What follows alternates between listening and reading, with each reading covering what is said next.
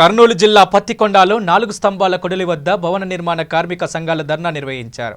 ప్రభుత్వ junior college నుండి 4 స్తంభాల కొడలి వరకు భవన నిర్మాణ కార్మిక సంఘాల ర్యాలీ చేసి అనంతరం వారు మాట్లాడుతూ ఇసుకను ఉచితంగా సరఫరా చేయాలని, భవన నిర్మాణ కార్మికులకు ట్రాక్టర్ కూలీలకు ఉపాధి కల్పించాలని డిమాండ్ చేశారు. వైసీపీ నాయకులు అధికారాన్ని అడ్డుపెట్టుకొని లక్షలాది రూపాయలను అక్రమంగా ఆర్జిస్తున్నారని రామచంద్రయ్య ఆరోపించారు. ఈ ర్యాలీలో ఏపీ రైతాంగం అధ్యక్షుడు రామచంద్రయ్య, ఏఐటీయూసీ, సిపిఐ నాయకులు తదితరులు పాల్గొన్నారు.